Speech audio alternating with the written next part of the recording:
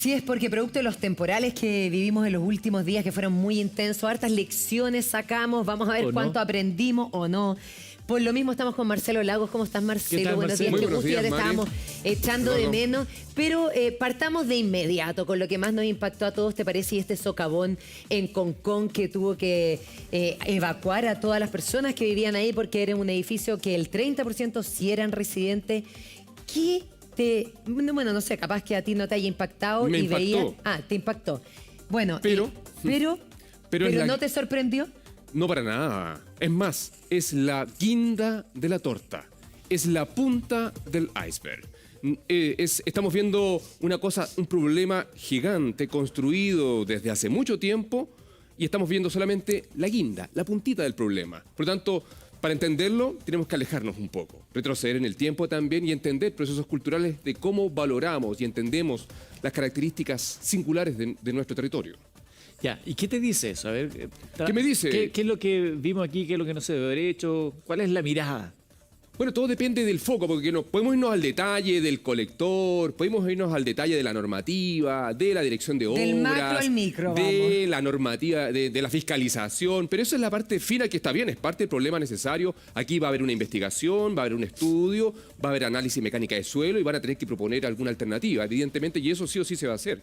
Acá la pregunta que tiene que hacerse el público es, ¿cómo una duna es propiedad privada? Como un bien, porque Chile es singular, Chile tiene cordilleras, tiene lagos, tiene ríos, tiene humedales, tiene mil cosas, tiene fauna, flora, humanos, nosotros y no humanos, pero como una duna se transforma en algo privado. Y eso no es casualidad. Del momento que es privado, ciertamente, comienzan a haber presiones, evidentemente, para que este suelo, que pasa a ser privado, se transforme en un modelo de negocio, ciertamente. Las dunas no siempre fueron públicas. Las dunas, en su momento, fueron, evidentemente, propiedad de todas y todos los habitantes de este país, ¿cierto? En algún minuto se vendieron, ciertamente, y eso fue una decisión que detonó un proceso que hasta hoy día, ciertamente, genera tensión. Pero también eso conversa con la valoración que tenemos de este tipo de sitios, porque evidentemente para algunos la duna es un lugar para ir a andar con un vehículo y jipear. Claro. Para otros es un lugar para practicar sandboarding, que es el surf en las arenas. Para otros más conscientes y educados, porque no todos tienen la oportunidad de entender eso, es un lugar, es un sitio, es un geopatrimonio que debe ser conservado, cuidado, dada su singularidad, sus características de flora y fauna únicas, ciertamente. Particularmente hay que entender de que una duna no se forma de la noche a la mañana. Una duna es un proceso geomorfológico que demanda mucho tiempo. Tenemos que retroceder en el pasado cuando había un stock de arena disponible para formarla. Estamos hablando de épocas en el pasado cuando los ríos de Viña del Mar, los ríos de Reñaca tenían caudales importantes, transportaban mucho sedimento desde las cordilleras de la costa principalmente, lo depositaban en la playa y la deriva a la corriente del mar que va del sur hacia el norte lo transportaba y la acción del viento, la acción eólica, depositaba en esa zona de Concón. Eso pasó por mucho tiempo en el pasado, en el muy lejano. Ahora, ¿cierto? Marcelo, tú cuando dices, claro, los que quizás cuidan más las dunas o tienen más conciencia de lo que significa, da impotencia muchas veces y ha habido muchas peleas de por qué se construye o por qué se lucra con algo que debiera ser de todos los chilenos, ya está eso. Pero cuando tú viste que se empezó a construir en las dunas, inmediatamente te alarmaste y dijiste, esto es zona de peligro de construcción, donde no se debiera, más allá de que debiera ser patrimonio de todos los chilenos, o se puede construir en las dunas. Bueno, respondiendo a lo primero, es de que cualquier persona que esté consciente o haya tenido la oportunidad de ver contenidos respecto a ambientes dunarios, sabe que una duna es un sistema frágil, de partida, singular también. Eso quiere decir que es único. Por lo tanto, no se debiera construir en una duna. Es el peor lugar, evidentemente, para construir. Y ahí paso a la segunda pregunta. En rigor, hoy día, los seres humanos, Homo sapiens sapiens, ¿cierto? Hace 200.000, 300.000 años nos paramos y empezamos a hacer cosas, ¿cierto? Podemos construir si queremos en Marte, en la Luna. Podemos hacer lo que queramos, ciertamente. Pero ese poder no significa que sea lo correcto y lo adecuado. Yo puedo cumplir con la normativa, pero ahí entramos en temas de ética. Yo cumplo con todas las normas. El director de obra autoriza porque cumple con la norma. Pero alguien ¿Qué es lo que aquí pasó? Pero alguien construyó esas normas, alguien las elaboró y eso se elabora en un contexto y en un paradigma, en una forma de pensar de cómo entendemos y valoramos. Recuerden que estas dunas en rigor pasan a propiedad privada durante la dictadura y el primer gobierno de Elwin. Y ahí evidentemente comienza el gran negocio. Y luego viene la protección, la sensibilidad. Recuerden que en 1993 se crea la Comisión Nacional del Medio Ambiente por primera vez en los últimos 10.000 años en Chile, la CONAMA, que dio el pase para lo que hoy día se llama Ministerio del Medio Ambiente y todo el sistema de evaluación de impacto ambiental. Pero antes de 1993 no existía esa sensibilidad, esa comprensión de la importancia de esto, siendo que en los países del norte la temática ambiental hace mucho tiempo ya había comenzado. Las cosas llegan tarde. A veces cosas llegan muy rápido, otras cosas se demoran. Y particularmente a partir de esa sensibilidad y comprensión de la importancia de una duna, partió y se creó este santuario de la naturaleza, pero en propiedad privada. Y evidentemente eso genera una tensión que hasta hoy día ciertamente ha traído numerosos problemas porque no conversa con un modelo de desarrollo que no comprende en este minuto la importancia que cumplen, en este caso particular, las dunas de Concón. Ahora, dicho eso, porque sabemos, ¿no? Se desarrolla una zona de conservación del campo dunario, hubo demanda, el otro día hablábamos de la historia... Un santuario de la naturaleza. Claro, pero lo cierto es que ya tenemos una zona que está construida. Sí. Y ahí estamos viendo una fotografía aérea, acá nosotros en el estudio, donde se ve gran cantidad de edificios. Mucha gente que está viviendo ahí. Gente que, porque de pronto acá te empiezan a apuntar como, estas son responsables de la matanza del ecosistema. Es gente que tenía ganas de tener una casa en la playa, frente a la playa, tener una bonita vista. Mira esa imagen que tenemos ahí. Nadie podría decir que no tenían bonita vista. Precioso. Pero ya tenemos esto ahí. ¿Qué se puede hacer ahora? Sí. ¿Esta es una señal de algo que es inevitable para el resto de las construcciones? ¿O Sí. la ingeniería podrá salvar esto y Sí. de ahora en más? No, Eduardo, tienes toda la razón, claramente. Una cosa es el contexto, que yo me alejé. Sí, claro. Ahora nos vamos un poquito más cerca, ¿cierto? Claramente, hoy día tenemos edificios de altura importantes, con vistas maravillosas, con costos relevantes, y en la práctica todos ellos cumplen con la norma. Ellos tienen estándares de diseños robustos y nadie podría decir que estos son castillos de naipes. ¿Sí? Pero evidentemente están en un territorio que demanda ciertas complejidades, porque sí o sí estos edificios en algún minuto van a ser sometidos a esfuerzos sustantivos. No ocurre todos los días, pero solamente por tocar el tema de la amenaza sísmica y los terremotos, hemos conversado aquí del evento que vendrá, ciertamente, y estos edificios deberían estar diseñados para soportar esos esfuerzos que van a ocurrir cuando ocurra el gran terremoto. Hay que entender de que construir en duna es difícil, es complejo, pero desde el punto de vista de la ingeniería se puede. Hoy hay normativa para ello, hay pilotes, hay losas, hay anclamientos a roca, hay una serie de estándares, hay una serie de estudios de mecánica de suelos que tratan de dar respuesta en un paradigma de lo que entendemos. Hoy día en un mundo, esto es lo que entendemos, esto es lo que dice hoy día la ciencia, el conocimiento y la tecnología, y nosotros estamos cumpliendo con los estándares de esto. Pero evidentemente también los eventos de futuro, por ejemplo, como estas lluvias intensas que llegaron concentradas en poco tiempo y quisieron colapsar ese colector, y bueno, va a haber una investigación en rigor, nadie lo vio venir. Y ahí está el tema de la sorpresa, ciertamente, porque claramente los escenarios futuros, en un contexto de todo lo que está pasando producto de la emergencia climática, detonada principalmente por la acción de los humanos, ciertamente nosotros, demanda escenarios más complejos. Y ante ese rango de incertidumbre, evidentemente esto implica una nueva mirada. Ya, es que eso, porque cuando estamos viendo estas construcciones, con esa vista espectacular y todo más allá de la polémica, si está bien o no éticamente haber construido ahí, porque legalmente sí estaba permitido, ya. Cuando uno ve, y estamos hablando de una crisis climática que va en aumento, que ya hemos tenido 2 eventos pegados, porque en 2 meses que se pronosticaba que era casi imposible que sucediera, y sucedió.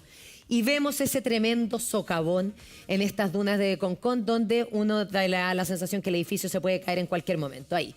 Efectivamente, ahí dicen y siguen defendiendo las constructoras y todo, que el edificio está bien construido, que el problema es del colector. Quiero que primero me explique si efectivamente eso es así, para después ir a la segunda patita de eso que puede venir después. Bueno, la señal es clara. O sea, el hecho que el colector haya colapsado nos revela un espacio, un territorio, un tipo de suelo que es complejo y que es frágil, que fue sometido a un esfuerzo superior y hay que ver qué pasó ahí, qué quedó mal conectado. Hay una investigación, nosotros lo que estamos viendo son imágenes hasta el momento, pero no sabemos por qué colapsó. Lo que sí es que si el agua sale del colector en un material como arena, evidentemente va a permitir ese proceso de erosionar, de socavar y producir lo que hoy día hablamos del socavón. Ese escenario claramente, si ya ocurrió una vez, podría volver a repetirse. Y esto implica que deberíamos revisar todos los colectores, cómo operan, si el colector y el estándar que se utiliza para diseñar en ambientes dunarios es el adecuado o se está usando el mismo que se usa en otros contextos y en otros territorios, pero las lluvias concentradas van a seguir. y probablemente este evento es el inicio de una serie de procesos que se van a comenzar a detonar, porque evidentemente esta duna es una duna colgada, es una duna fósil. A esta duna ya no le llega arena, fue en el pasado. Por lo tanto, la arena que tiene es la que tiene y no tiene más. Y es por eso que es importante. Hay dunas que están activas, hay las dunas de Ritoque, les llega arena del río Concagua, y están vivas y tiene vegetación. Y esta es particular. Por lo tanto, la arena que está no va a volver a cargarse y estos procesos vienen para quedarse. Vamos explicando con el pizarrón. Eso, si podemos, la pizarra, para que nos explique lo que es una duna colgada y nos van a traer la pizarra. ¿Cómo es que esta se va desarrollando? Entre paréntesis, ya 3.600 millones de pesos es la estimación primera de lo que significa empezar a arreglar, que empezaron ya a meterle mano a lo que será esto. 3.600 millones de pesos que por lo pronto es plata tuya, mía, de todos los contribuyentes, porque somos nosotros a través del Estado los que vamos a estar ese es un gran pagando punto. eso. Has tocado un gran punto, Eduardo, porque estamos hablando de... Primero que nada hay que partir de la base de que las personas que viven en esta zona, cuando compran, ellos están pensando en otras cosas, claro, en el paisaje bucólico, en la logística familiar, trabajan en viña, etcétera, y evidentemente partamos de la base que uno confía que el Estado, y en este caso la comuna y el instrumento de planificación territorial, sea plan regulador, sea etcétera, te da garantías evidentemente de que se está cumpliendo con todas las normas. O sea, nadie imagina que va a llegar a vivir un lugar donde nadie está preocupado de garantizar ciertamente seguridad. Das por hecho ciertas cosas. O sea, todo el mundo, o sea, si todos tuviéramos la formación en estas temáticas y la sensibilidad con la importancia que tiene cuidar ciertas características de nuestro ambiente, estaríamos en otro planeta. Pues ciertamente eso no ocurre. O sea, gran parte de las problemáticas ambientales que tenemos en países como el nuestro pasan porque el proceso, ahí tenemos una crisis sustantiva de cómo nos forman desde prebásica, básica, media, la universidad, quienes tienen la oportunidad ciertamente de entender estos procesos. Gran parte de estos temas no permean, no calan en gran parte de quienes toman decisiones de desarrollo en este país. Marce, tú que eres un gran profesor, ahí tienes la pizarra, tienes el plumón, ¿podemos dibujar y explicar ahí en la pizarra lo que es una duna colgada? En la práctica recuerden de que voy a hacerlo en simple, pero acá por ejemplo está Reñaca, y supongamos que por aquí es Viña, Viña, Reñaca. En algún momento en el pasado, ciertamente, teníamos cauces importantes, ciertamente, que lanzaban, ciertamente, depositaban, transportaban. Este es el Océano Pacífico, ¿cierto? Océano Pacífico, esa marca Ocean Pacific que te marcó, que te marcó en tu juventud, ¿cierto? Matadas por unas alpargatas OPI. Ok. El río, los ríos de Viña, los cursos de agua de Reñaca, ciertamente, en algún minuto en el pasado, muy lejano, miles de años atrás, arrojaban sedimentos, arena transportada desde la cordillera de la costa, ¿cierto? La iban erosionando y esto transportaba. Y en el Océano Pacífico, si tú tiras tu pelota en la playa de Viña, probablemente la pelota se la va a llevar el mar y va a aparecer en Reñaca, porque la corriente viene desde el sur hacia el norte. Perfecto. ¿Cierto? Eso se llama deriva litoral, ¿cierto? Y por lo tanto, todos estos materiales, toda esta arenita, entre comillas, siempre ha sido transportada hacia el norte. Este material, evidentemente, llega aquí por la acción del viento y el oleaje y comenzó a ser depositado gradualmente en toda esta zona, que es la zona de Concón, que administrativamente se divide entre la comuna de Concón y Reñaca, que es parte de la comuna de Viña del Mar. Entonces, por mucho tiempo esta arena estuvo acá y incluso hay dunas más antiguas que están más atrás, que ya están consolidadas y que incluso tienen bosque nativo y vegetación. Estas están muy consolidadas y yo puedo ir y hacer una excavación y es una arena dura, casi como piedra, digámoslo en simple, pero en la práctica ellas ya no se mueven. Pero la parte que está más hacia la costa está colgada porque está sobre un acantilado. Acá voy a hacerlo en simple. Hay una especie de acantilado rocoso que deben conocer todos quienes han pasado por la ruta de Reñaca, Concón. Incluso hay un hotel por acá, arriba el Hotel Punta Piqueros, que es muy famoso y popular por estar sobre la planicie de abrasión que se llama y que es antimarejadas, dicen. Podemos comentarlo también, ese otro ejemplo de cuánto nos importan ciertamente ciertas características de nuestro litoral. Y esta duna en rigor está acá arriba, está arriba del acantilado. Por eso se le llama que está colgada. No es que no tiene un contacto directo con el océano, como pasa en Ritoque, por ejemplo, que la duna llega a una playa y la está alimentando. Está colgadita. Esta parte, que es la parte más activa, donde la arena, digámoslo así, está suelta, digámoslo acá está consolidada en esta parte más interior, que es más pleistocénica, esto es holocénico, los últimos 10.000 años.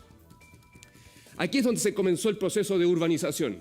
Y una parte está protegida, ciertamente. Ahí hay toda una evolución, ¿cierto? Partió el 93 con, no sé, cerca de más de 40 hectáreas, después el 94 pasó a 2 hectáreas, después el 2006 la ampliaron.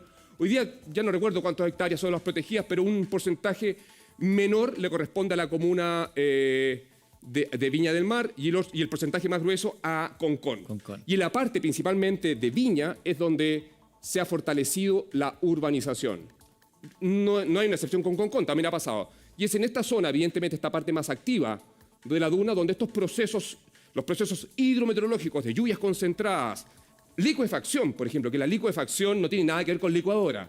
La licuefacción es cuando hay un terremoto, un temblor, y las arenas, en combinación con la acción del agua, se licúan, se comportan como un líquido, como un plástico, digámoslo así, hay un tema de poros ahí, pero particularmente estructuras se ladean, colapsan. Pasaron cosas parecidas para el terremoto de 1985 en esta zona, ustedes no habían nacido, pero en la práctica hacia Reñaca tuvimos estructuras que fueron afectadas por procesos combinados de licuefacción y otras características del suelo.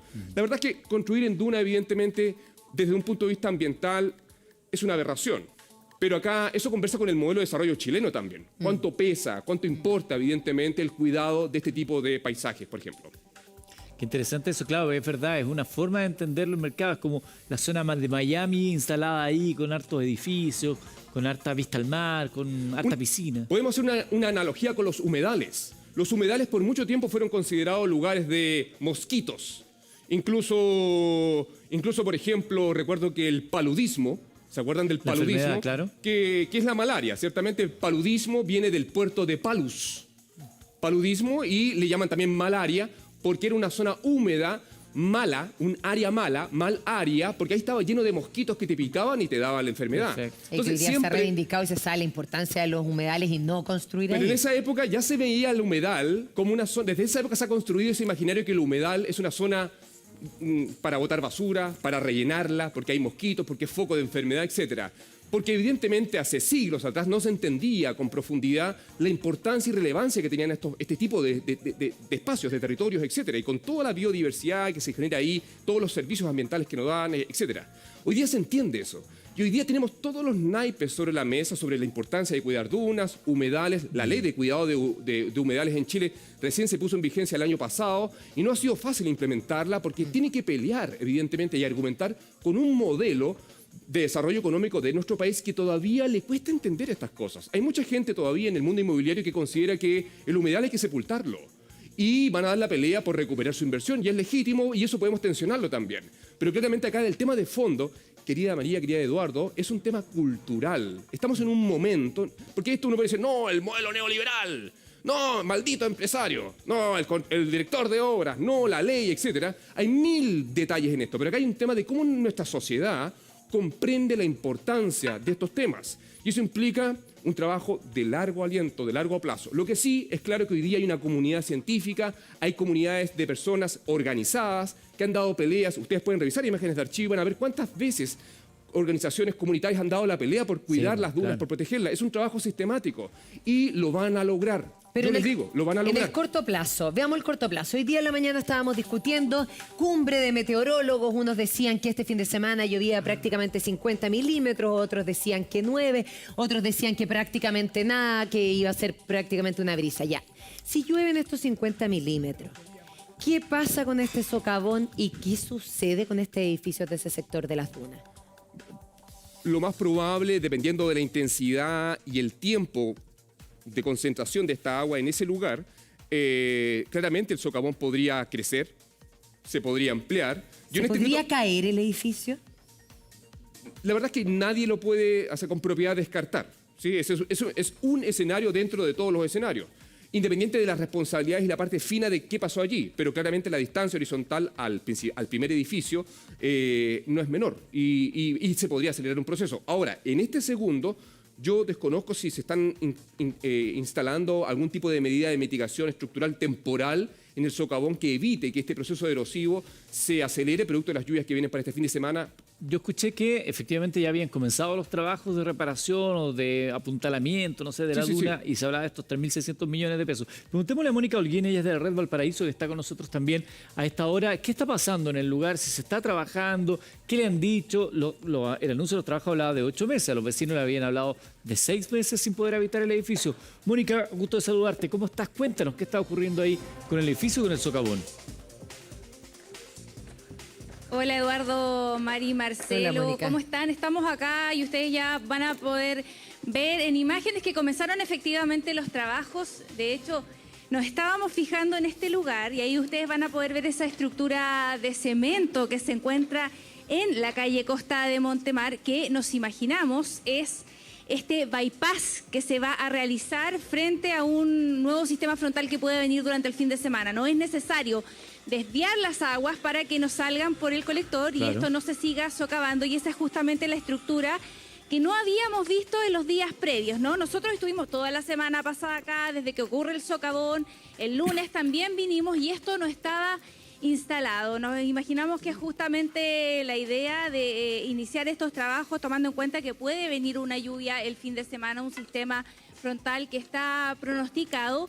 Y además la empresa ya se adjudicó este proyecto el día lunes y comenzaron inmediatamente los movimientos en este lugar. Comenzamos a ver personas, ya trabajadores como los que ustedes están viendo en imágenes, porque esta licitación, hay que recordar, fue bastante express.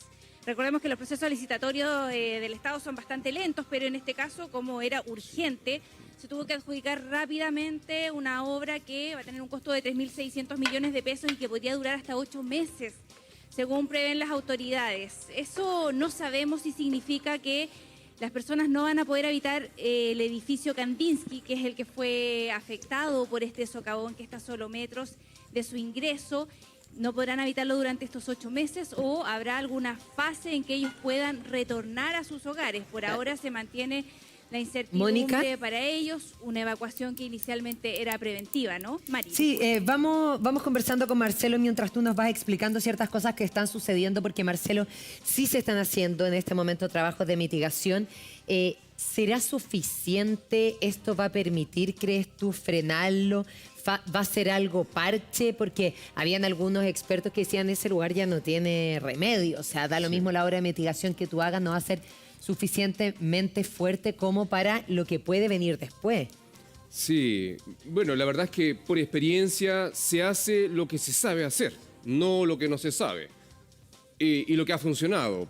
Y si no ha sido sometido a esfuerzos similares en el pasado, debería funcionar. Pero en la práctica, como decíamos antes, Mari, no sabemos lo que vendrá. Probablemente estamos en un año niño, el año más cálido, en emergencia climática, y escenarios parecidos probablemente van a ser más intensos, bien sabemos, y frecuentes en adelante.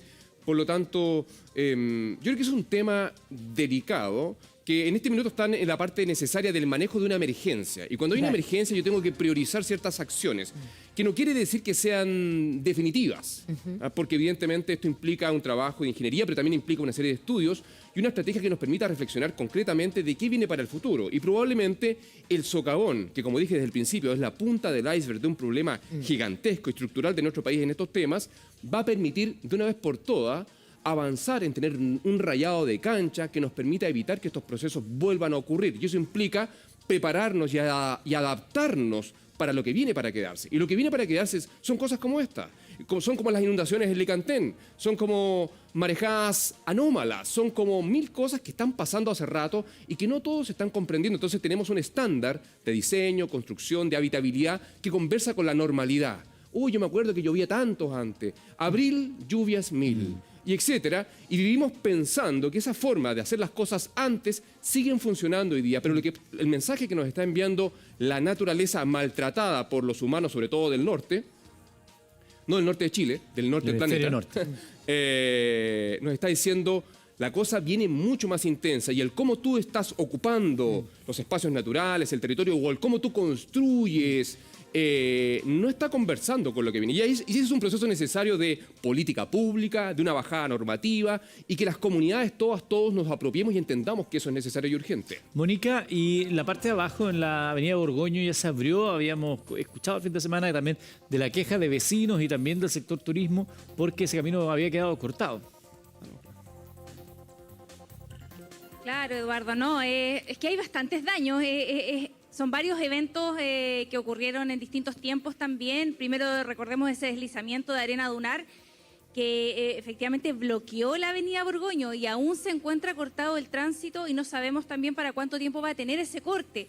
Esto ha significado, por ejemplo, que la locomoción colectiva no pase por la ruta costera, no pase por la parte baja, y personas que estudian en la Universidad de Valparaíso, en la Facultad de Ciencias del Mar, o que trabajan en los restaurantes que están en el sector de Cochoa, deban caminar 40 minutos, nos comentaban, 2,5, 3 kilómetros para llegar a sus trabajos. Entonces se ha generado todo un problema ahí y es justamente lo que ellos también están solicitando. Hay dos momentos, digamos, de esto. Una primera etapa es cuando se produce este deslizamiento que bloquea la ruta costera, y eso es lo que posteriormente, días después, cerca de 3 o 4 días después, se produce el socavón en la duna que afecta al edificio Kandinsky y que finalmente obliga a la evacuación preventiva de todas estas personas que debieron salir con la incertidumbre de no saber en el fondo cuándo van a poder volver a su casa. Y ese O es el si van a poder volver principal algún en este día. momento. Mónica, ahí se evacuó solamente el Exactamente, si van a edificio poder volver Kandinsky. algún día. Porque aquí me encantaría también, para que tú nos entregues esa información, hablarlo con Marcelo Lagos, ¿qué pasa con los edificios aledaños? ¿Solamente ese edificio fue evacuado o también los más pegaditos evacuaron ese sector? Quizás por su propia solamente voluntad. el por edificio ejemplo. Kandinsky se encuentra evacuado.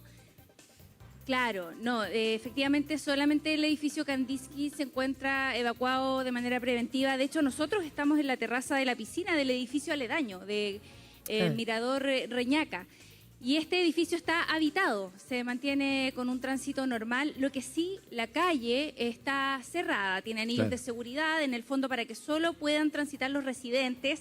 No se pueden estacionar vehículos acá más cerca del socavón para evitar justamente la sobrecarga Porque Mónica, ahí, del Mónica, terreno y porque además ahora desde luego vamos a ver un tránsito de trabajadores. Y sobre eso mismo, porque ya tú nos mostraste que están haciendo un primer trabajo, lo que decía Marcelo, la urgencia, ¿no? Desviar las aguas eventualmente de una nueva lluvia para ese colector, dejarlo ahí tranquilo, sosegado un ratito. Pero ¿qué pasa con las maniobras o los trabajos para afirmar el socavón, para que no continúe agrandándose la zona que ya hemos conocido? ¿Eso se está trabajando? Porque finalmente me imagino que eso es lo único que le podría dar relativa certeza al propietario de un departamento en ese edificio. No, hasta este momento, en este primer momento, porque recordemos que estas obras comenzaron recién el lunes, están trabajando únicamente en este sector. En primero realizar esta obra, que es la obra parche, en el fondo, la obra provisoria que va a permitir que las aguas se desvíen hacia otro sector y que no salgan por el colector de aguas lluvias, que fue justamente el que se fractura, ¿no? Y que produce el socavón. Pero en el sector del socavón, en la duna, en este momento no vemos trabajos. En la avenida Borgoño sí se debiera estar trabajando también en lo que es el despeje, por ejemplo, de la arena dunar, pero hay que recordar que es arena de santuario. Entonces esa arena debe ser trasladada a otro sector para posteriormente reincorporarla a la duna. Tiene un tratamiento especial justamente porque es arena de área protegida y es lo que nos explicaban las autoridades en primera instancia. Ahí ustedes están viendo en imágenes vecinos cómo llegan con carro. Estamos viendo en vivo una persona que llega ahí y probablemente viene a buscar alguna cosa de ese residente del edificio Kandinsky y viene a buscar algunas de sus pertenencias que tiene al interior del edificio. Sí, sin duda, Mónica, mira, Todo desde para luego que controlado. le Controlado preguntemos a Marcelo Lagos, que aprovechemos que está acá, porque, bueno, quizás yo puedo ser exagerada, Dale, Marcelo, por favor. pero yo no podría estar, bueno, ni menos con hijo, pero en ninguno de esos edificios en este momento, no sé si es exagerado para que No, ahí para tú nada. nos digas, pero, por ejemplo, hoy día ha temblado en varias oportunidades. ¿Qué pasa si hubiera un sismo grado 6 en ese sector que perfectamente en nuestro país Total, podría pasar? pasa en cualquier segundo. Mira, varias cosas. A ver, primero que nada pondría el acento en esta forma de entender las cosas. Lo que mencionaba Mónica es muy interesante y invito a la reflexión a todas y todos quienes nos ven.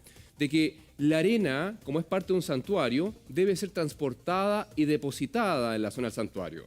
Yo les garantizo que si tomo una muestra de arena y la analizo en un microscopio, la de ese lado versus la que está debajo de los edificios que todavía están en pie y la comparo, son absolutamente idénticas. ¿Qué hace que una arena de un lado sea más santa que otra?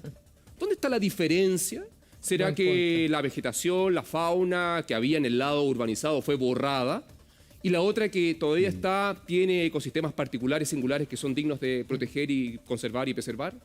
El tema de fondo es ese. Ahora, respecto a lo que mencionas, Mari, evidentemente de que preocupar, o sea, el escenario que vendrá, con suerte sabemos si va a llover el fin de semana. Y la apuesta de la cumbre de meteorología que mencionabas es una apuesta de expertas y expertos que, de acuerdo a los datos sobre la mesa, dicen es altamente probable que sí sea.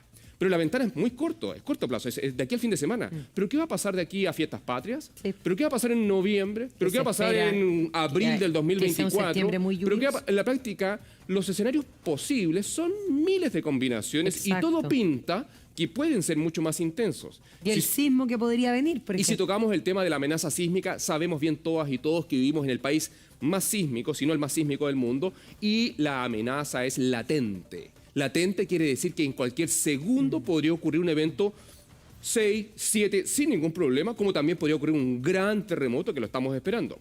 En la práctica, la señal que nos está dando este socavón, que es la punta del iceberg, nos revela una problemática que debe ser mirada en profundidad. Una cosa, como bien decía Eduardo, es abordar la urgencia hoy día, pero claramente vivir en este tipo de ambientes, solamente por sus propiedades particulares y singulares de cuidado necesario, por sus características ecosistémicas, etcétera, pero también por el tema de dónde vivir, dónde debo vivir, quién se ocupa de darme esas garantías. ¿Debo confiar en que se cumplen con todas las normas? ¿Y por qué las personas no saben que es importante una duna o un humedal? Está lleno de personas que viven arriba de humedales y que nunca se lo han cuestionado, pero después entienden que es importante. Y no es culpa de ellos, en la práctica es parte de un modelo que nos ha hecho entender de forma muy lenta y gradual qué es importante cuidar y qué no. Y el costo se paga después. Tenemos la zona de sacrificio en Quintero, que en los 50, 60 se pensaba que lo mejor era tener empresas para el desarrollo económico de la comuna, y hoy día nadie quiere esa siempre. Entonces, en la práctica, son momentos y historias y formas de comprender estos procesos. Ahora, en la urgencia, yo comparto contigo y yo tendría mucha incertidumbre de habitar un edificio, evidentemente, en el frente de esta duna colgada, ciertamente, de Concón. En cualquiera de esos. Y bueno, pero Me eso pasaría a mí, pero- y eso implica, este es el momento, ya que tiene tanta visibilidad este socavón, de acelerar, y esto pasa por la política pública y también en nuestras autoridades, porque evidentemente quienes toman decisiones y hacen política en ese Congreso que está en Valparaíso, en zona de inundación por tsunami, deben, y es urgente que le den prioridad, tal como yo escuchaba que ustedes hablaban de la delincuencia, el robo a nuestra médica, ciertamente el matinal, todas estas cosas que son urgentes, nuestros jubilados, la salud pública, todos esos temas tan urgentes deberían ser la punta de lanza de la legislación y normativa que permita recursos y fast track para mil cosas, y estos temas siguen latentes, siguen inventando la rueda. El mismo Ministerio de Vivienda y Urbanismo, año a año, gobierno tras gobierno, sigue tratando de empujar la misma, y viene otro gobierno y nuevamente inventan otra rueda, y si no se ponen de acuerdo y otra rueda, y los privados, y la Cámara, y todos y en la práctica, a final de cuentas, como decía Eduardo, al final de cuentas lo que va a pasar es que se va a caer probablemente, va a tener daño, y todo eso va a salir del Ministerio de Obras Públicas y el bolsillo de todas y todos los habitantes de este país, y es un círculo vicioso donde el privado nunca pierde, y al final de cuentas pagan justos por pecadores. Mónica, no sé si has podido hablar con vecinos de otros de los edificios del sector. ¿Cuál es la sensación que tienen ellos? Me imagino que hay temor, hay preocupación. Sí, bastante angustia, la verdad, porque no, mire, las veces anteriores que hemos venido y en este momento no hemos tenido oportunidad de hablar con nadie, pero están bastante angustiados más que nada por la incertidumbre de no saber hasta cuándo van a estar fuera de sus viviendas. Esto significa toda una logística. Imagínense trasladar sus pertenencias. La mayoría son segundas viviendas, pero también había gente que nos señalaba que vivía en este lugar. Entonces, imagínense trasladar 30 y toda tantos su por ciento vida, vivía, sí. un día, además, en medio de la noche, porque esto fue muy cerca de la medianoche, un día martes, te sacan de tu casa y en el fondo no sabes cuándo vas a poder volver. En principio, los primeros puntos de prensa se hablaba, por ejemplo, de 4 meses. Luego se amplió a 8 meses. Entonces es una emergencia que en el fondo se está intentando superar, ya se está trabajando, pero la sensación en este momento es de mucha angustia porque me imagino que no tienen mayores certezas sobre lo que va a poder pasar en el futuro con su edificio y también con sus pertenencias, si van a poder volver o no al inmueble. Exacto, Bueno. imagínate, y claro, ¿y qué plusvalía? Ya que él le vendía eso a nadie. Si es que ese... Es que depende, porque lamentablemente Chile es un país que sumamente rápido olvida. acuérdate de mi mamá y probablemente los precios suban el próximo verano, si es que no vuelve a aparecer un socavón. Y ese es el tema, que somos sociedades que no aprendemos lecciones y un Estado que permanentemente está apagando incendios del día a día, y temas de fondo y estructurales como este, que es un rayado de cancha de dónde construir, dónde no, pasan a ser tercera prioridad. Permanentemente es la historia del Chile que yo conozco hasta ahora en mis humildes 50 años.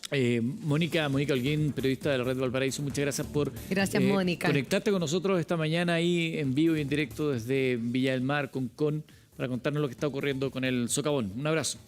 Abrazo grande y seguimos aquí con Marcelo Lagos porque... Déjame plantear algo Por favor. respecto a lo que habías dicho. Que a mí me parece interesante esto, como los momentos para instalar los temas. Así como su momento de instalar el tema de la Constitución, y bueno, ahí está las temporadas que estamos viendo.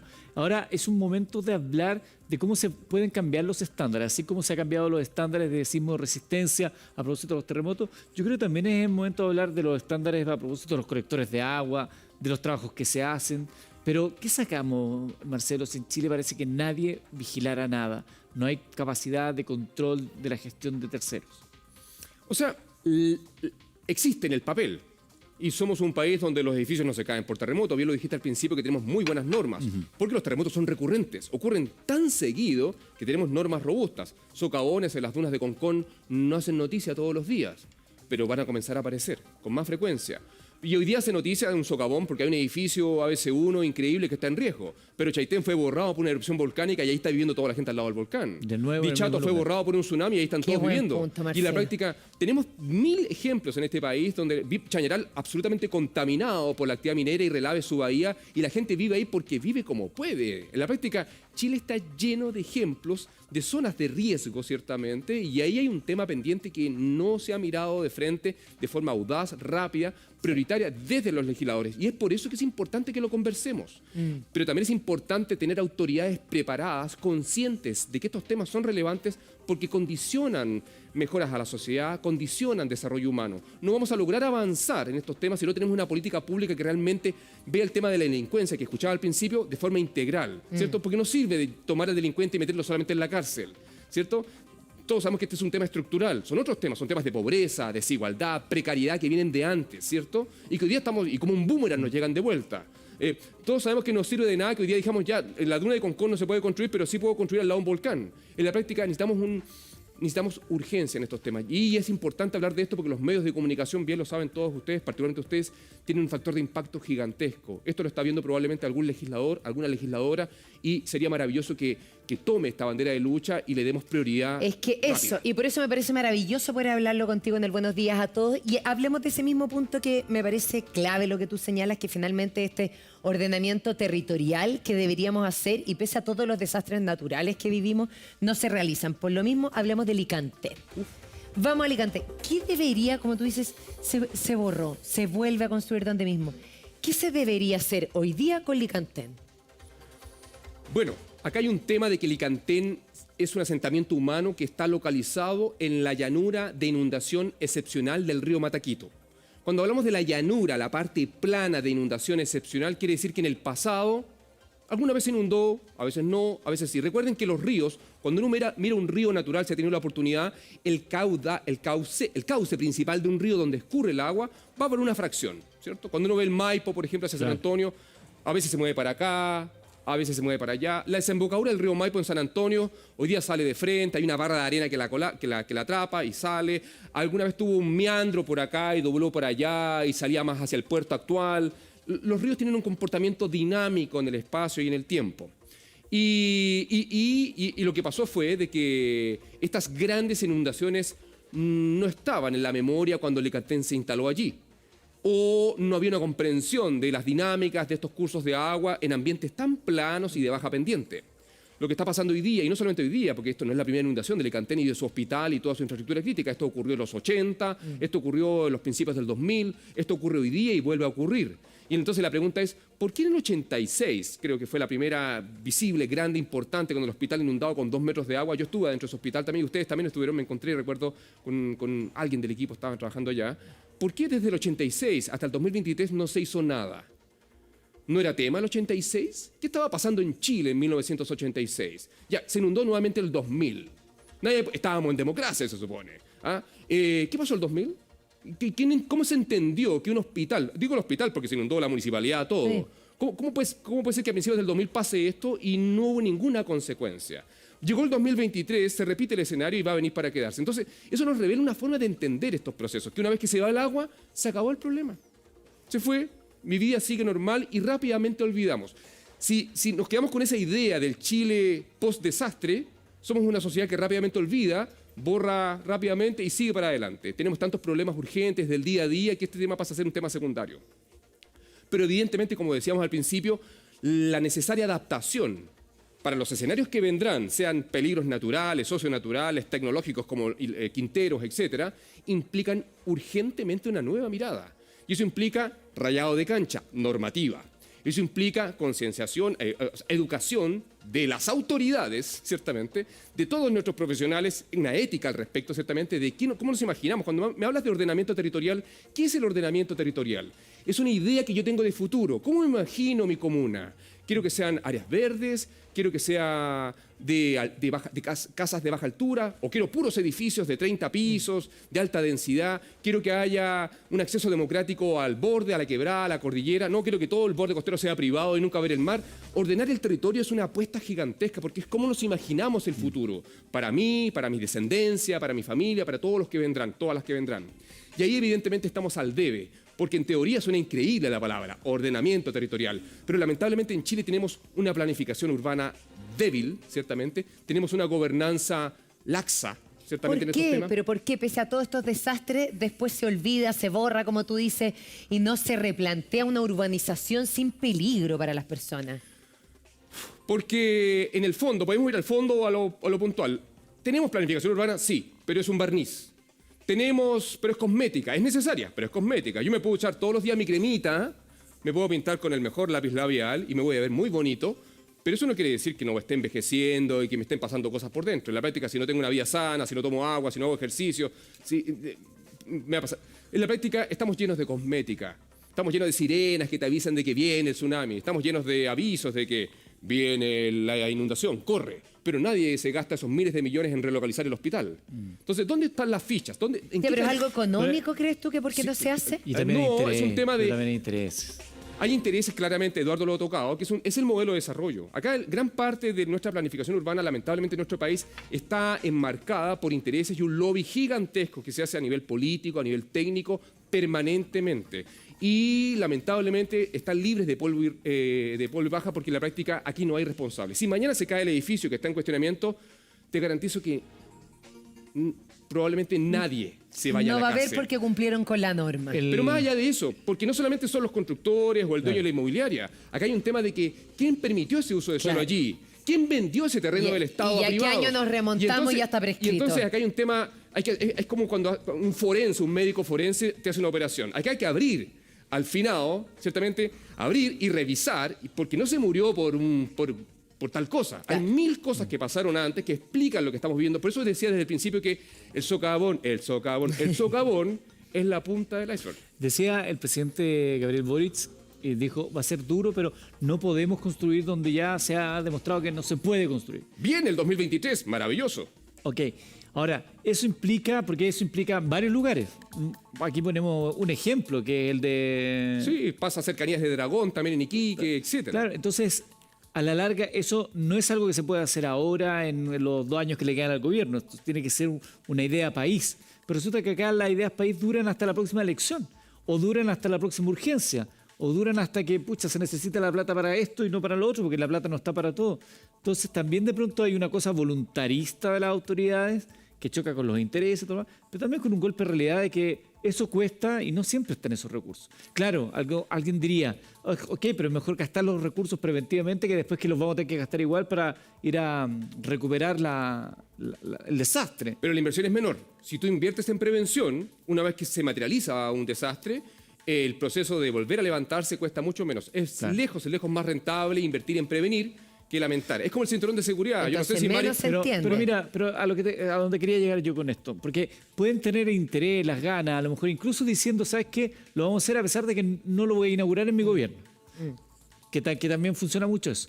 Pero ¿qué sacamos si, por ejemplo, en Chaitén se hace el esfuerzo, se crea nueva Chaitén, les dicen, miren, ahora los vamos a tener acá, pero la gente vuelve igual donde estaban. Pero es que ese es otro tema. Ahí nos fuimos, la gente vuelve, o sea, acá estábamos hablando de que en el edificio de Concón el grueso de sus habitantes son segundas residencias. O sea, no tienen problemas de habitabilidad. No, claro, ya, no hay una... Sí. En Chaitén es otro escenario, es el escenario que caracteriza a la gran mayoría de los habitantes de nuestro país, ¿cierto? Que viven como pueden, donde pueden y que tienen arraigo porque siempre han vivido ahí. Sí, claro. Ahora, el caso de Chaitén es particular porque el 2 de mayo del 2008, cuando comienza el proceso eruptivo, el proceso no fue un socavón que duró un día, la erupción duró 2 años. Todo el 2008 explosiva, todo el 2009 más efusiva, que visibilizaba peligrosidad, etc. Y es por eso que el gobierno de la época decide relocalización. Increíble. Se creó una ley, ¿cierto? La ley Chaitén. Se dieron subsidios, ¿cierto? Se compró vivienda en Chaitén a un precio de mercado. Trataron de hacerse 1000 cosas inéditas en la historia de nuestro país, por lo menos en los últimos 10.000 años. Sin embargo, no basta con eso. Porque hacer hogar en otro lugar, deshacer el hogar que tienes en Chaitén y volver a hacerlo en Puerto Montt o en Ancud, no es una tarea simple. O sea, no es una cosa que yo la pueda comprar. Desarraigo, claro, es no muy es fácil. difícil. La gran parte de las personas que volvieron a Chaitén es porque no lograron rehacer su hogar en otro lugar. Y ahí hay múltiples elementos, Eduardo, que podríamos discutir al respecto. Pero, por ejemplo, si tú llegas a Puerto Montt, siempre cortaste leña en Chaitén. No digo que todos lo hagan, hay de todos perfiles Sí, ahí. claro. Y en Puerto Montt vas a buscar trabajo y te piden un currículum vitae. ¿Qué es eso si nunca te dieron un Sí, currículum que es vitae? cierto. Llegaste a Chaitén con un bono de 500.000 pesos por hogar en esa época y un poco más dependiendo del número de hogares por familia, y los puertomontinos, no todos, pero la gran mayoría subieron los arriendos porque llegaban los chaiteninos con plata. A la semana te robaron los bidones de gas de la casa que arrendaste. Al mes te robaron las bicicletas. O sea, en la práctica pasaste de tomar clos de Pirque en caja quizás a tomar un ron increíble porque nunca habías tenido ese poder adquisitivo. Y eso fragmentó familias, pasaron 1000 cosas. Entonces, el proceso de relocalizar también es un tema mucho más complejo. Y eso debería transformarse también en lecciones aprendidas y en normativa, porque en el futuro, probablemente dado los altos niveles de exposición que tenemos a peligros, probablemente en el futuro los procesos de relocalización a zonas seguras van a ser pan de todos los días. Hoy día gran parte de lo que hacemos en Chile está focalizado en limpiar la leche derramada. Saquemos el barro del hospital de Licantén. Construyamos vivienda de emergencia, te damos una mediagua en sitio propio, porque eso es más económico que comprarte un terreno en una zona segura, evidentemente. Y estamos todo el tiempo desgastándonos en eso. Pero una mirada de largo plazo, como dice Eduardo, implica ciertamente anticiparnos y evitar que esto vuelva a pasar. Evitar que la leche se caiga y ser expertos en limpiar leches derramadas. Hoy día Chile es un país que se caracteriza por ser experto y tenemos mucha experiencia en gestión y manejo de desastres, en el manejo de la leche derramada. Pero no somos expertos en evitar que la leche se derrame. Permanentemente la leche, y nosotros somos solidarios, Chile ayuda a Chile, y la vivienda de emergencia, y mandamos las parcas, los zapatos hediondos para ayudar a la gente, etcétera, etcétera, etcétera, porque nos preocupan los chilenos de corazón, etcétera. Pero en la práctica eso no debería existir. El desastre, y ahí ya me estoy yendo al extremo, es un error de los modelos de desarrollo. El desastre no debería ocurrir si nosotros realmente comprendiéramos los procesos de la naturaleza.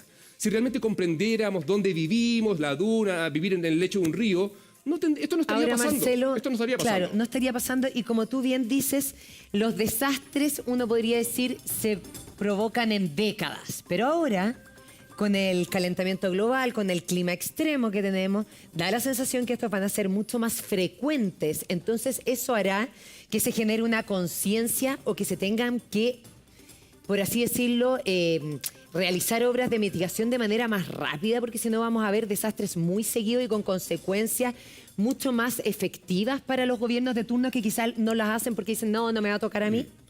Ahí hay dos miradas, y son delicadas, pero son importantes. Claramente, dado los altos niveles de exposición, necesito cosmética, necesito obras que me permitan mitigar y atenuar. Y ese es un modelo de desarrollo y de negocios millonario. De ahí preguntamos cuánto vale arreglar el socavón en Concón. Pero vemos que se hace porque es un peligro inminente Sí, y que saben que las consecuencias serían terribles si vemos probablemente todos en la tele cómo se va cayendo el edificio. Y, si es que eso sucede. esa es la justificación de gran parte de esta mirada. El paradigma hegemónico hoy día en estas materias lo que manda es contener, desviar energía, flujo, y eso la tecnología, los hombres principalmente blancos altos pueden hacerlo. Pero eso es una mirada de corto plazo.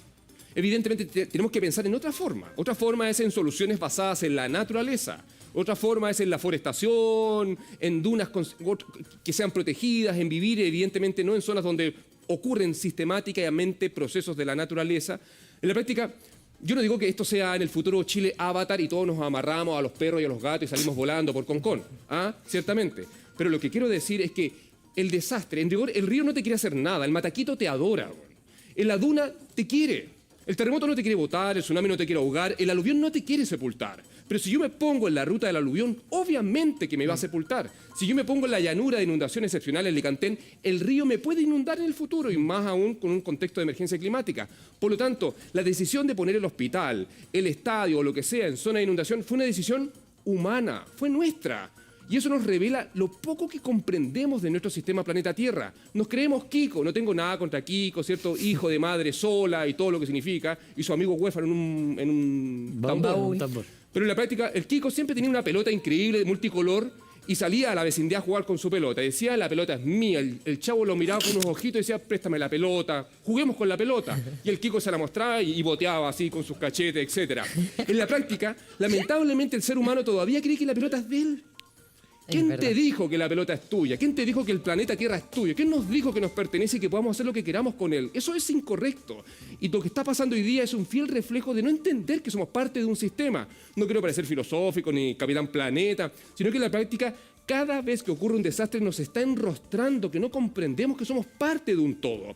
Y eso yo esperaría, antes de irme al cementerio o a las dunas de Concón, a la parte santa, evidentemente, mis cenizas, que eso cambie. Y eso se está construyendo. Yo diría con propiedad que las generaciones más nuevas tienen esa sensibilidad. Lo veo en mis estudiantes. Lo veo en algunas comunidades organizadas que ya no ven que los legisladores hagan el trabajo o no le den prioridad y se organizan. Porque eso no hay que olvidarlo, Eduardo. Somos mayoría. Sí, ellos son los que toman decisiones, pero somos mayoría. Somos millones de personas en Chile que estamos viendo lo que está pasando y que no vamos a permitir que esto vuelva y que siga pasando. Por lo tanto, los aires se van caldeando cuando evidentemente no vemos soluciones urgentes a los temas urgentes. En la mañana hablaban de la delincuencia cuando yo llegué acá. Ahora es el tema de habitar territorios dignos y seguros para todas y todos. Mañana es la jubilación, la salud pública, el problema endémico de la educación. En la práctica, esos son temas urgentes y no podemos estar todo el día viendo lo que pasa en el Congreso donde están peleando, que me miró feo, que no me miró, que me insultó, etc. Necesitamos soluciones urgentes. Si no, a la calle. Ordinario. Muy cierto. Me gusta porque va incorporando elementos de humor y todo, pero va dejando un mensaje súper claro. Y yo creo que esta forma de entender la construcción o lo que sea, entender los nuevos paradigmas que se instalan, lo que antes era normal 100, hoy día ya no, se quedó atrás y va a ser 200 o 300. Tenemos que pensar desde esas magnitudes, Marcelo, es una linda llamada y un lindo desafío generacional. Y ahí uno esperaría, y ahí me sumo a tus palabras, uno espera que en la próxima elección o que venga alguien y nos ofrezca un proyecto de verdad y no sea solamente los nombres que van surgiendo por una cuestión de quién es el que me parece más interesante o el que se ve más perfilado, como me lo imagino con la banda. ¿Cuáles son las propuestas, las ideas concretas de país, de ese país que queremos ver a futuro? De ese país que sea amable con el medio ambiente, que entienda que la pelota de Kiko no es de nosotros, sino que nos la prestaron un ratito, pero hay que devolverla sin que esté pinchada. Totalmente, de acuerdo. Y no es un tema de moda, porque alguien podría decir los o las ambientalistas, el verde, el hippie, el comunista. Porque te pueden catalogar de cualquier forma en este país por cómo te ven o por lo que dices. Pero en la práctica, miremos lo que está pasando. Alejémonos un poco. No puede ser que el 86, los 2000, el 2023, un hospital se nos inunde completo en Licantén. Ese es un tema sustantivo y ese no es un tema del comunismo o de quien sea. Es un tema de que es una forma de cómo nos desarrollamos como sociedad que creemos que es la forma, pero están pasando cosas. La duna de Concón es un detallito, casi cosmético, grave puede ser evidentemente, pero nos están mandando luces permanentemente. Lo que pasó en Chaitén en el 2008, lo que pasó con el tsunami en el 2010, y quién sabe todo lo que vendrá antes que nos vayamos al patio de los Callados. Por supuesto, Marcelo, ¿qué quieres que te diga? Gracias, tremendo como siempre, además explicándonos los peligros y lo que está sucediendo en nuestro país. Brevemente, si este fin de semana hay lluvias intensas también que se repetirían en las mismas zonas que acaban de pasar la semana pasada, ¿cuáles son los principales peligros que tú ves? La práctica, el rigor es cosa de mirar 2 o 3 semanas atrás. Hemos visto ciertamente el comportamiento de suelos saturados, desbordes en cauces, hemos visto el potencial de que se detonen aluviones en zonas de alta pendiente y poca vegetación. Por lo tanto, en los lugares que ya sabemos que han ocurrido cosas, siendo que en junio y la semana pasada fue mucho más intenso, son lugares donde evidentemente habría que poner el foco. Pero en la práctica, el pasado nos revela lo que puede ocurrir en el futuro. Eso no debemos olvidarlo, Mari. Marcelo Lagos con nosotros acá en el Buenos Días a Todos. Un gusto, Marcelo, como siempre.